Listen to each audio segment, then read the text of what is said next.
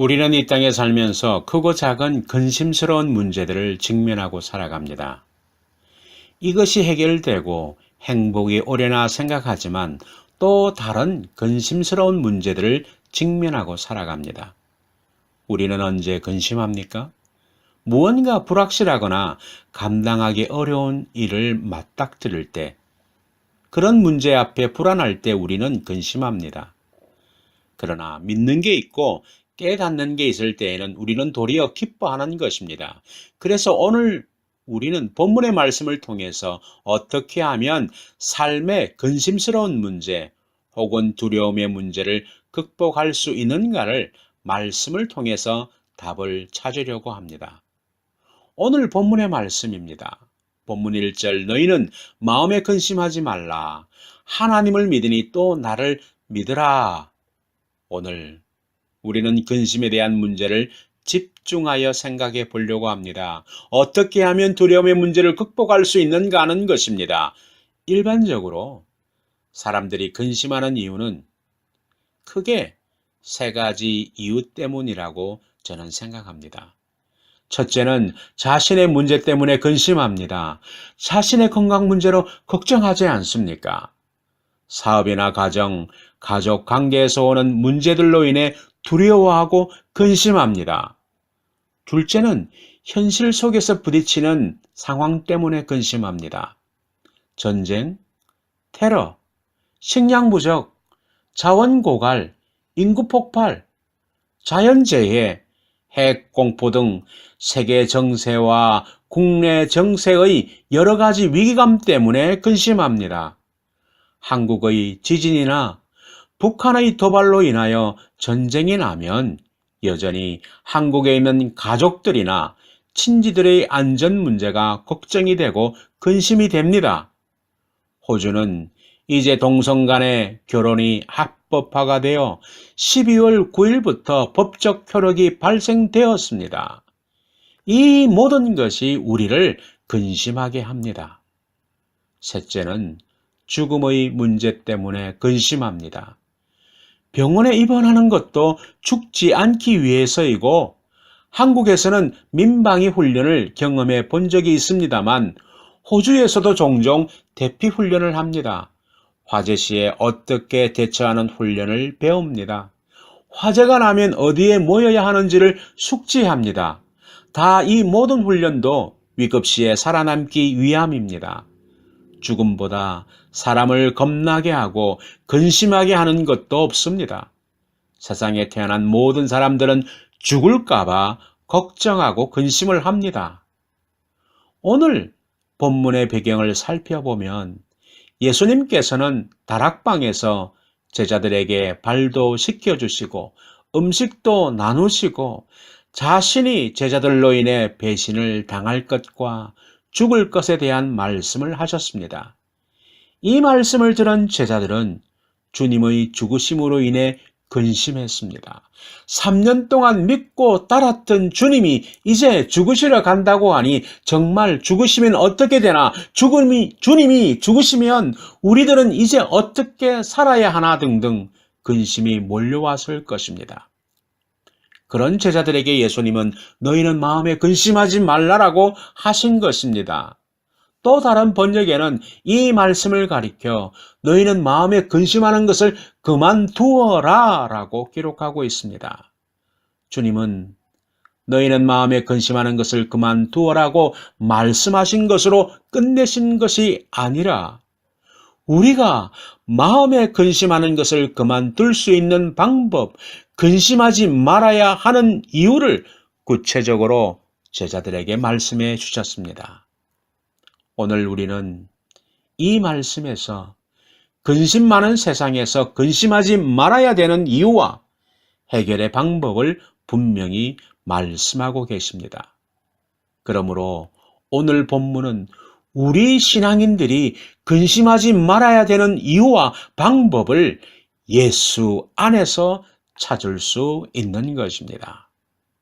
첫째는 하나님을 믿고 예수님을 믿기 때문에 근심하지 말아야 합니다. 1절 말씀을 우리 다시 한번 보겠습니다.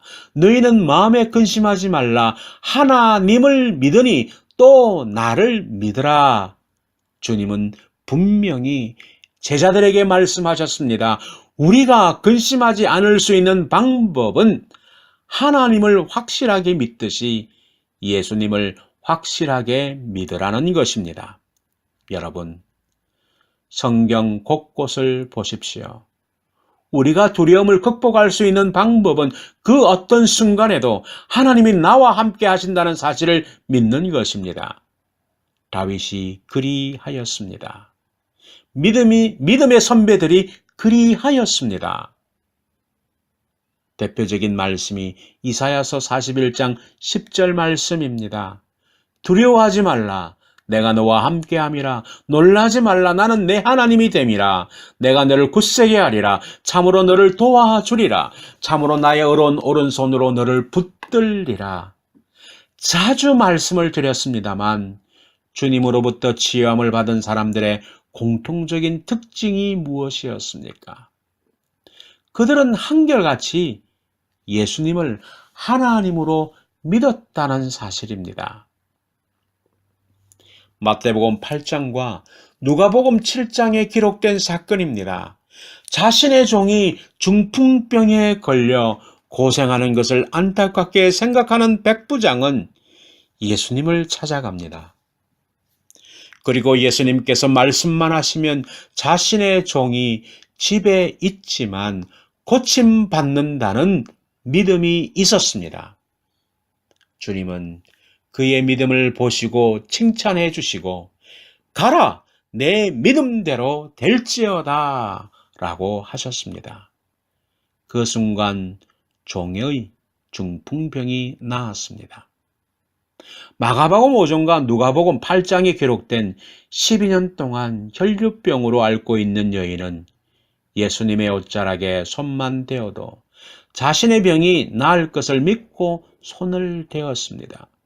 그랬더니 12년 동안 앓고 있던 혈류병이 나았습니다. 이것뿐입니까? 마태복음 9장과 마가복음 2장 그리고 누가복음 5장에 기록된 사건입니다. 친구들에 의해서 들것에 실려왔던 병자도 그들의 믿음을 보시고 고쳐주셨습니다. 이런 예를 들려고 하면 시간이 부족할 것입니다. 문제는 우리가 지금 예수님을 어떻게 믿고 있느냐 하는 것입니다. 가끔씩 날씨가 흐리고 비가 내릴 때도 있지만 구름 뒤에는 태양은 항상 떠 있듯이 우리의 삶이 힘들고 어려울 때 두려운 문제가 있지만 그 문제 뒤에 우리를 보시고 함께 하시는 예수님만 보인다면 우리는 두려움을 극복할 수 있는 것입니다. 본장인 6절을 보시면 예수님 스스로를 이렇게 말씀하십니다. 예수께서 이르시되 내가 곧 길이요 진리요 생명이니 나로 말미암지 않고는 아버지께로 올 자가 없느니라. 세상 어떤 종교에서도 이런 말씀을 한 분이 없습니다. 석가모니도 공자도 마호메트도 이런 말을 하지 못했습니다. 그들은 그저 진리의 길로 안내하려고 했고 진리를 찾아보려고 했고 영원한 생명을 얻으려고 노력했을 뿐입니다. 그러나 예수님은 내가 곧 길이요 진리요 생명이니 나로 말미암지 않고는 아버지께로 올 자가 없느니라고 분명하게 말씀하셨습니다. 이를 통해 우리는 우리가 무엇을 붙잡고 세상을 살아가야 하는지를 확실하게 보여줍니다. 그런데 우리는 우리의 눈이 주님을 바라보고 의지하는 것이 아니라 세상을 자꾸 바라보고 그들에게 의지하려는 나약한 태도를 우리는 가지고 있습니다. 약간은 벗어난 예화가 아닌가 생각해 보지만 우리가 이렇게 근심하는 이유 가운데는 우리가 바라보는 재앙점이 혹시 다르기 때문에 근심하고 때론 해결받지 못하고 극한 방황으로 헤매이지는 않는가 하는 것을 생각해 봅니다. 옛날 이야기 중에 토끼와 거북이라는 이야기가 있습니다. 종종 저희 아버님도 말씀해 주셨습니다만 내용은 모두가 다 잘 아는 내용입니다. 토끼와 거북이가 경주를 하는데 토끼는 거북이를 과소평가하고 중간에 낮잠을 자게 됩니다. 그러나 거북이는 끝까지 최선을 다하여 결국 우리의 생각과는 달리 거북이가 승리하게 된다는 이야기입니다. 이 이야기에서 토끼가 거북이에게 진 이유가 무엇이라고 생각하십니까? 그것은 바라보는 목표가 서로 달랐기 때문이라고 저는 말씀드리고 싶습니다. 거북이의 목표는 산꼭대기의 결승점이었기 때문에 그 목표를 따라 전진했지만 반면에 토끼의 목표는 거북이였기 때문에 낮잠을 자게 된 것입니다. 우리 역시 우리의 신앙의 목표나 삶의 목표를 어디에 두느냐에 따라 우리의 삶이 달라질 수 있습니다. 우리 그리스도인의 신앙의 목표와 삶의 목표는 다르지 않습니다. 같습니다. 예수 그리스도의 십자가의 사랑이고 하나님의 나라, 바로 천국입니다. 우리의 신앙의 목표가 어떤 권사님이나 어떤 장로님이 될 수가 없습니다. 혹은 세상의 어떤 사람이 우리의 삶의 목표가 될 수 없습니다. 다시 말해서 사람이 되지 못한다는 것입니다. 우리는 가끔 자신의 신앙과 다른 사람의 신앙을 비교하는 경우가 있습니다. 나는 이렇게 열심히 신앙생활을 하는데 다른 사람은 그렇지 않다고 평가를 하는 경우가 있습니다. 그런데 신앙은 다른 사람과의 비교 대상이 아닙니다. 신앙은 다른 사람과 평가에서 점수를 매기는 상대적인 평가가 아니라 하나님과의 1대1의 관계에서 점수를 매기는 절대적인 평가입니다. 따라서 우리는 다른 사람보다 신앙이 좋다고 자랑할 것이 아니라 하나님 앞에서 내가 얼마나 신실한가를 생각해야 합니다. 그리고 주님으로부터 내가 받은 용서와 사랑이 있음에도 불구하고, 그리고 나는 사랑받고 싶어하고 용서받고 싶어하면서 남을 향한 사랑에는 이유와 조건 등으로 용서하지 못하고 사랑하지 못하는 우리의 모습을 보아야 합니다. 이 모든 것이 사람을 보고 비교하기에 그런 문제에서 벗어나지 못하는 것입니다.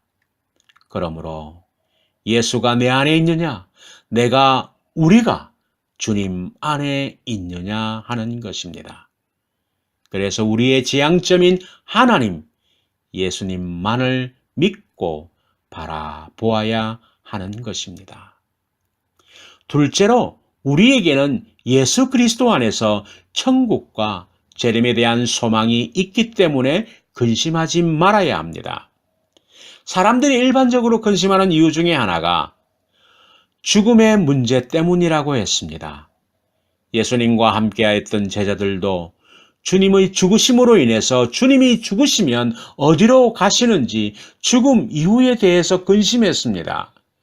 그때 예수님은 죽음에 대해서 말씀하시면서 내가 죽음으로 모든 것이 끝나는 것이 아니라 자신의 죽으심으로 인해서 모든 사람을 구원해주고 구원받은 성도들이 있을 천국의 집을 예비하고 때가 되면 주님을 믿는 모든 사람들을 데리려고 온다고 하셨습니다.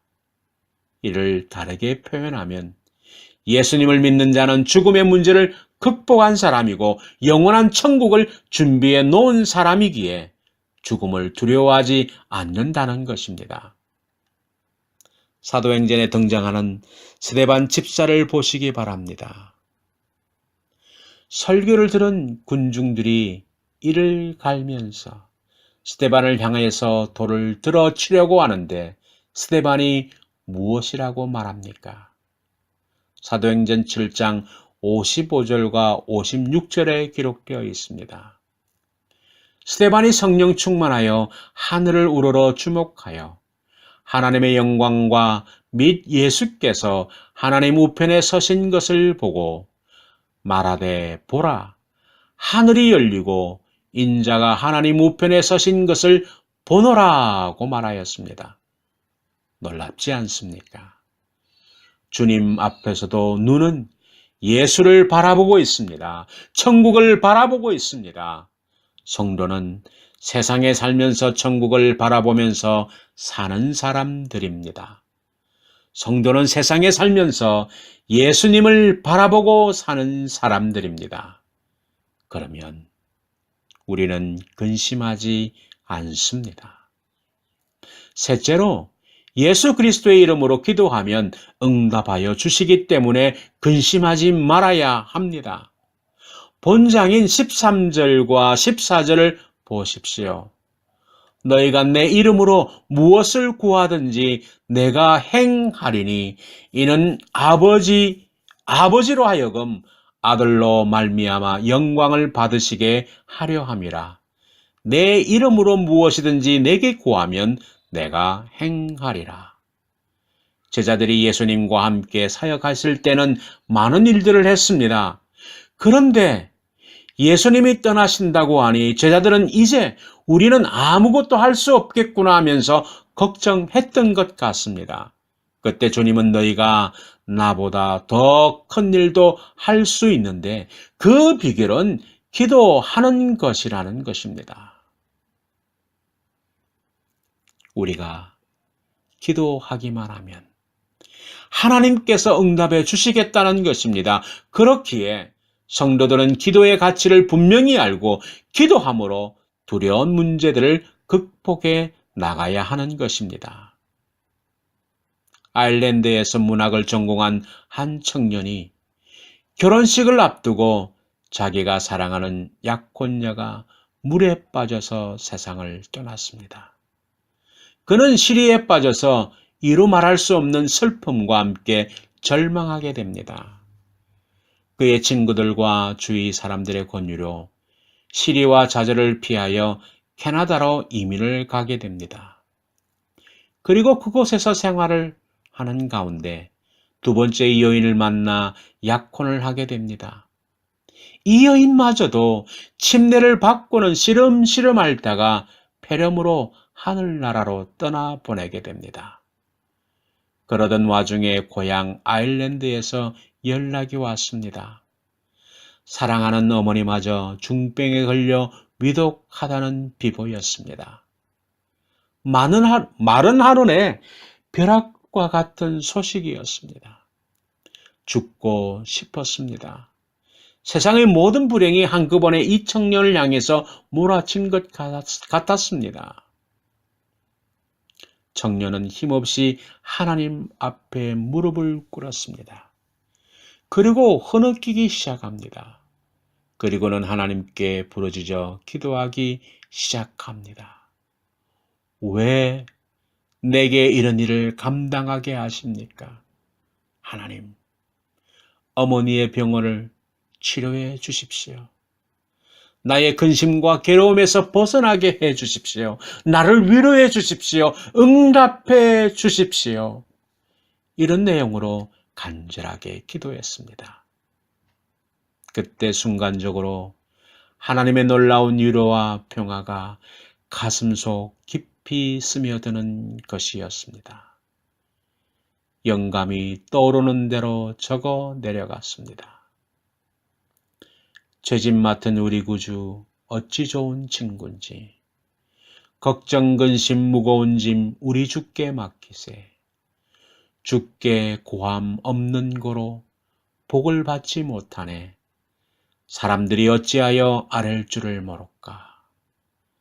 시험 걱정 모든 괴로움 없는 사람 누군가 부질없이 낙심 말고 기도드려 아뢰세.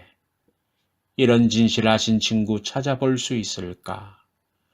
우리 약함하시오니 어찌 아니하릴까? 근심 걱정 무거운 짐 안에 진자 누군가? 피난처는 우리 예수 주께 기도드리세. 세상 친구 멸시하고 너를 조롱하여도 예수 품에 안기어서 참된 위로 받겠네.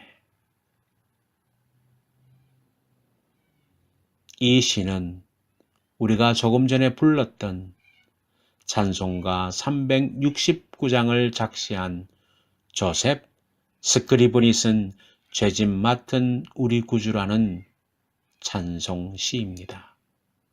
그는 이 찬송시를 쓰고 기도를 끝낸 후 고향으로 전보를 보내었습니다. 어머니의 운명 여부를 확인하고자 전보를 쳤는데 조셉 스크리브니 눈물로 부르짖어 기도하던 그 시간에 어머니의 중병이 거짓말처럼 치료된 것입니다. 이것이 바로 기도의 위력입니다.